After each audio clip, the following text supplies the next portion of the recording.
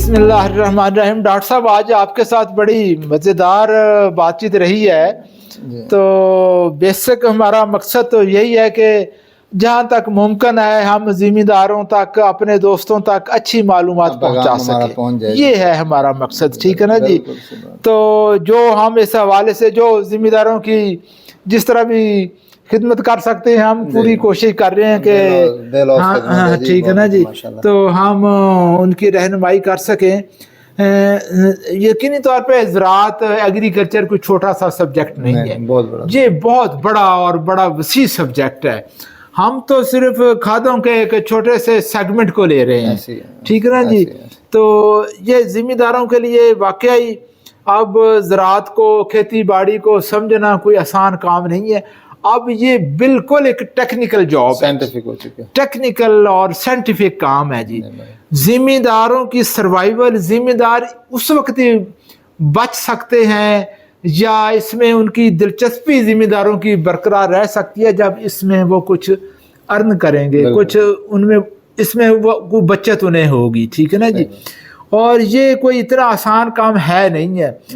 وہ وقت اب ختم ہو گیا جب ذمہ دار سمجھتے تھے کہ ہمارے باپ دادا یہ کام کرتے تھے، ہم بھی یہ کام کر لیں گے۔ اب وہ نہیں ہو سکتا، اب ایسے نہیں ہو سکتا۔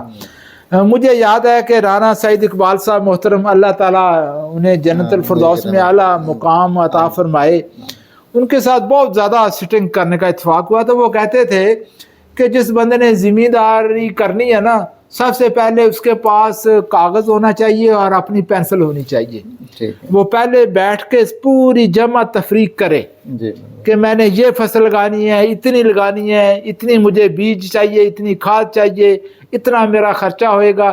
پھر وہ کہتے تھے کہ ذمہ دار ٹارگٹ کرے کہ میں نے اتنی پیداوار لینی ہے، اتنی پیداوار میں حاصل کر سکوں گا تو پھر جا کے مجھے اس میں سے کچھ ملے گا۔ پلاننگ کرے، پوری پلاننگ کرنی چاہیے ذمہ داروں کو، اور یہ بڑا ضروری ہے۔ ذمہ دار پلاننگ نہیں کر پاتے، عمومی طور پہ دیکھنے میں آیا ہے، اور بغیر پلاننگ دے تو نہیں ہوگا۔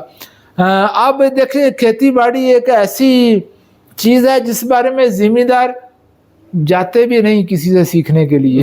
دوسری بڑی بات یہ ہے کہ باقی کسی نے کوئی چیز کام کرنا ہو تو وہ سیکھنے کے لیے کسی ادارے میں جائے گا، کوئی کہیں کوئی مہینہ 10 دن 15 دن لگائے گا، پھر وہ کام سیکھے گا، پھر آ کے کام کرے گا۔ کھیتی باڑی کے بارے میں عمومی طور پہ وہ سمجھتے ہیں کہ جی ہم کر لیں گے، ضرورت نہیں، تو کسی کے پاس جانے کی ضرورت نہیں ہے۔ یہ بھی ایک ہے نا بہت بڑا ڈرا بیک ہے۔ تو یہ بڑی اہم چیزیں ہیں۔ اب کھیتی باڑی اتنا آسان کام رہ نہیں گیا جی، ٹھیک ہے نا جی۔ موسمی تغیرات اب انہوں نے بھی اپنا بڑا بھرپور طریقے سے ایفیکٹ کرنا شروع کر دیا ہے۔ آبادی کا تناسب ہے، پاپولیشن کو ہم فیڈ ہاں جی، یہ ہے۔ تو مطلب یہ چیزیں تو بہت ہیں ڈسکس کرنے کے لیے۔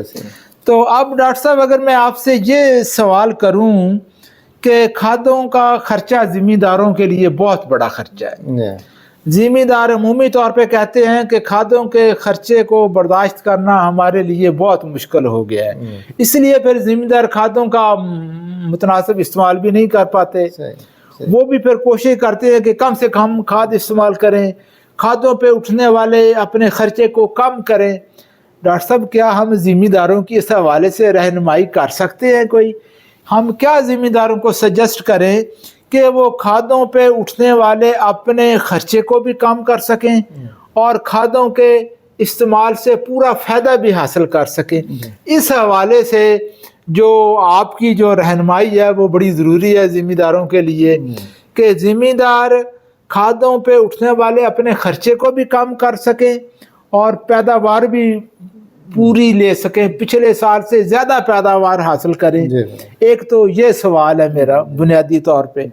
دوسرا ڈاکٹر صاحب اس سے سوال یہ ہے کہ کیا ڈپارٹمنٹ کے پاس کوئی ایسی ایپ، کوئی ایسا سسٹم ہے کہ کھادوں کے استعمال کے حوالے سے ذمہ دار اگر کوئی پوچھنا چاہے، کوئی جاننا چاہے گندم کے حوالے سے خاص کر، تو ڈپارٹمنٹ کے پاس کیا سسٹم ہے کہ ذمہ دار کھادوں کے استعمال کے بارے میں صحیح رہنمائی کہاں سے حاصل کرے، کیسے حاصل کرے؟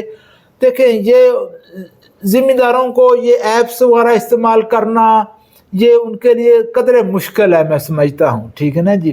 کوئی ایسا آسان سا نسخہ جس کو استعمال کرتے ہوئے زمیندار گندم میں استعمال کے لیے کھادوں سے متعلق آسانی سے معلومات حاصل کر سکے. جی اس پہ ذرا تھوڑی سی روشنی ڈالیے گا. بہت اچھا آپ نے سوال کیا کہ کھادوں کے اخراجات کو کیسے کم کیا جا سکتا ہے. جیسے کہ آپ کو بھی پتہ ہے کہ کھادیں جو ہیں بہت مہنگی ہو چکی ہیں. ہاں بالکل ٹھیک ہے نا بالکل. اور اس کو وائزلی استعمال کرنا، سائنٹیفکلی استعمال کرنا بہت ضروری ہے. ضرور ٹھیک ہے. اور وہ اس وقت تک ممکن نہیں جب تک آپ زمین کا ٹیسٹ نہیں کرواتے. ٹھیک ہے. جب آپ زمین کا ٹیسٹ کروا لیتے ہیں ٹھیک ہے تو آپ کو صحیح اندازہ ہو سکتا ہے کہ کون سا جو نیوٹرنٹ ہے وہ زیادہ کم ہے، کون سا کم ہے. ٹھیک ہے ٹھیک ہے. اور اس کے مطابق جب آپ سفارشات کے مطابق کھادیں استعمال کرتے ہیں، لیتے ہیں، تو آپ کو اس میں بہت بچت ہوتی ہے. ٹھیک ہے. اب ہم تو چلے گئے کلوز کے حساب سے، ہم کہتے ہیں بیگز نہیں.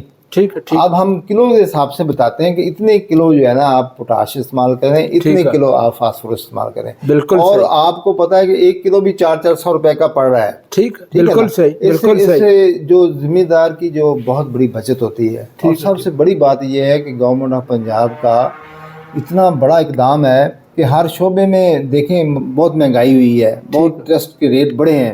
مگر زمین کا ٹیسٹ آپ نے دیکھا ہے کہ جب سے آپ بھی ہمارے ساتھ آپ کا تعلق واسطہ ہے، ہمارا اپنا اخراجات ایک سیمپل کے اوپر 3,500 سے 4,000 روپے آتے ہیں اور ہم صرف 5 روپے لے رہے ہیں.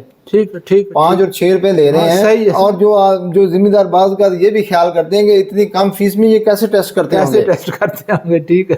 اتنی بڑی سہولت ہے اور ذمہ داروں کے لیے یہ کھاد کے اخراجات کو کم کرنے کے لیے. ٹھیک ہے ٹھیک ہے. دوسری بات ہے مینجمنٹ. ٹھیک ہے. مینجمنٹ یہ ہے کہ ہم کہتے ہیں کہ آپ کے پاس جتنے بھی ریزیڈیوز ہیں، ٹھیک ہے ٹھیک ہے، کراپ ریزیڈیوز ہیں، اس کو برن نہ کریں. ویسے بھی آج کل آپ کو پتہ اسموک کا بھی بڑا مسئلہ ہے، تو آپ اس کو زمین کے اندر جو ہے اس کو انکارپوریٹ کریں. مختلف قسم کے امپلیمنٹس آ چکے ہیں، اس کو استعمال کریں. دوسری بات یہ ہے کہ آپ کے پاس جو فارم یارڈ منیور ہے، آپ کے فارم کے اوپر جو جانور ہیں، آپ اس کی بجائے وہ ضائع ہو جائے، آپ اس کو ڈیکمپوز کر کے اس میں ڈالیں. تو اس سے آپ کو 25% جو ہے آپ کھادیں جو ہے اور وہ استعمال کرتے ہیں تو وہ 25% آپ کیمیکل کھادوں کو کم کر سکتے ہیں. اس کے علاوہ بھی وہ زمین کی جو فزیکل فرٹیلٹی ہے اس کو اتنا بڑھا دیتے ہیں، جیسے جو آپ نے دیکھا ہوگا پروسٹی بڑھ جاتی ہے، انفلٹریشن ریٹ بڑھ جاتا ہے، باقی چیزیں جو ہے نا. وہ تو ڈاکٹر صاحب جب ان کے پاس ہوتا ہے گوبر کی کھاد وہ استعمال کر لیتے ہیں. ہاں تو یہ ہم کہتے ہیں کہ اس کے علاوہ سبز کھاد ہے، جو سبز کھاد بہترین ذریعہ ہے اور انتہائی سستا ترین ذریعہ ہے زمین میں آرگینک میٹر بڑھانے کے لیے. یہ اس سے بھی کھادوں کے خرچے کم کیے جا سکتے ہیں. تیسری بات یہ ہے کہ ہم کہتے ہیں کہ جو اگر کوئی فاسفورسی کھاد ہے، اگر اس کے اوپر آپ تھوڑی سی کمپوسٹ کو ویسے کوٹ کر لیں، ڈال کے ایک بیگ ہے اس کے اوپر 5 کلو آپ کمپوسٹ ڈال دیں یا گلی سڑی فارم یارڈ مینور ڈال دیں، اس کو مکس کر کے ڈال دیں، تو اس سے اس کی ایفیشنسی بڑھ جاتی ہے. اور ہم کہتے ہیں اگر وہ کوئی طریقہ کر لے تو 25% آپ کھاد کم استعمال کر لیں. ہاں ڈاکٹر صاحب ذرا اس کو تفصیل سے بتائیے گا کہ وہ فاسفورسی کھاد کے اوپر وہ کیسے کمپوسٹ کی لیئر چڑھائے گا، وہ کیسے کرے گا، یہ تھوڑا سا ذرا. یہ دو ہمارے پاس ٹیکنالوجی ہے. ایک تو یہ ہے کہ سمپل ڈی اے پی جو ہے نا، ٹھیک ہے، اس کو آپ کمپوسٹ کے ساتھ جو ہے جو آپ کی آرگینک میٹر ہے، گوبر کی کھاد جو ہے خشک جو ہے اس میں تھوڑا سا پانی ملا کے تھوڑا سا ہلکا سا، تاکہ اس کے اوپر نا وہ چڑھ جائے اوپر نا، تو زمین کا کنٹیکٹ اور کھاد کا کنٹیکٹ جو ہے آپس میں ڈائریکٹ نہ ہو، اس کے اندر کمپوسٹ جو ہے نا حائل ہو جائے. تو اس سے بھی فرٹیلائزر کی ایفیشنسی بڑھ جاتی ہے، جس سے آپ جو ہے 25% جو ہے کھاد وہ کم استعمال کر سکتے ہیں. یہ آپ کی ڈی اے پی کے استعمال کے حوالے سے، ڈی اے پی میں فاسفورس کے حوالے سے بات کر رہا ہوں. ڈی اے پی اگلی جو امپورٹنٹ جو ہماری جو ٹیکنالوجی ہم ڈیولپ کرنے جا رہے ہیں، جس کے بڑے اچھے ہمارے فیلڈ کے 2 سالوں کے ریزلٹس ہیں، وہ یہ ہے کہ آپ جو ہے 75% تک بھی فاسفورس کی کھاد کم کر سکتے ہیں اگر اس ٹیکنالوجی کے اڈاپٹ کرتے ہیں. بہت اچھا بہت اچھا. 75% آپ فاسفورس کو کم کر لیں. اور وہ میں بڑے شوق سے یہ بات کہہ رہا ہوں، ایکسپیریمنٹ سے ثابت ہے یہ بات نا. اور وہاڑی والے علاقے میں یہ ذمہ داروں نے یہ ٹیکنالوجی اڈاپٹ بھی کر لی ہوئی ہے. وہ یہ ہے کہ آپ سیڈ کے اوپر جو ہے وہ ڈی اے پی کی کوٹنگ کرتے ہیں اس کا محلول بنا کے. DEP का पहले मलूल बना लेते हैं, पानी में हल कर लेते पानी में हल करते हैं, वो टाइम लेता है 8 घंटे के लिए। ठीक है। वो एक ड्रम में जब हल हो जाता है तो उसको आप जो है उसके बाद फिर सीड डाल देते हैं, गंदम का सीड उसमें एक बोरी जो है सीड 50 के भरी 1 एकड़ के लिए। ठीक है। ठीक, उसको 10 किलो DAP में 10 किलो DAP को आपने हल कर लिया। ठीक है। उसके बाद हल करने के बाद उसमें सीड मिला दिया। ठीक है। वो एक पेस्ट्री बन जाएगी। ठीक है। ठीक है। उसके बाद आप उसको ऊपर खुशक जो है फार्म यार्ड मैन्योर जो है खुशक जो है, हाँ ठीक है, या कंपोस्ट जो है, ठीक है, वो उसको ऊपर डाल देंगे तो वो खुशक हो जाएगा। ठीक है। और उसको जो है ना बीज को जरा थोड़ा सा हवा लगने दें बाहर, ठीक है, ठीक है। तो उसके बाद अगर आप सोइंग करेंगे, ये आपने सोइंग से 1 दिन पहले या जो है 8-10 घंटे पहले ही अमल करना है। ठीक है। ठीक है। अगर इस तरह आप सोइंग करते हैं, उस बीज को सोइंग करते हैं, तो उसका ये होता है कि उसको रेडीली जो फास्फोरस है ना अवेलेबल होती है। उसके बाद आप उसमें 25% जितनी उसको जरूरत है रिकमेंडेड की, उसकी 25% डाल दें उसके साथ, तो आपको उतनी ही पैदावार मिलेगी जितनी आप रिकमेंडेड में आप लेते हैं। ठीक, उसकी वजह ये होती है कि जो उसके लॉसेस हैं हम उसको बचा लेते हैं और उसकी अवेलेबिलिटी बढ़ जाती है। उसकी अवेलेबिलिटी बढ़ जाती है। ये है seed coating with DAP with farm yard manure, और ये बड़ी अच्छी इमर्जिंग टेक्नोलॉजी है। इसके रिजल्ट बहुत अच्छे आए हैं। मेज के ऊपर बड़े अच्छे रिजल्ट्स आए हैं, वीट के ऊपर बड़े अच्छे रिजल्ट आए हैं। चलें, जो जिम्मेदार दोस्त सुन रहे हैं उनसे गुजारिश है कि वो इस साल जरूर इस बात को ट्राई करें। अपने 1, 2 या 4 एकड़ के ऊपर जिस तरह डॉक्टर साहब ने बताया है, इस तरह जरूर ट्राई करके देखें। उनका तजर्बा भी हो जाएगा कि जो डॉक्टर साहब बात कर रहे हैं कि आप 75% तक फास्फोरस का इस्तेमाल कम कर सकते हैं, और ये यकीनी तौर पे एक बहुत अच्छी बात है फास्फोरस के खर्चे को कम करने के लिए और पैदावार में बेहतरी के लिए। तो मेरी जिम्मेदार दोस्तों से गुजारिश होगी कि वो इसको ज़रूर ट्राई करके देखें इस साल।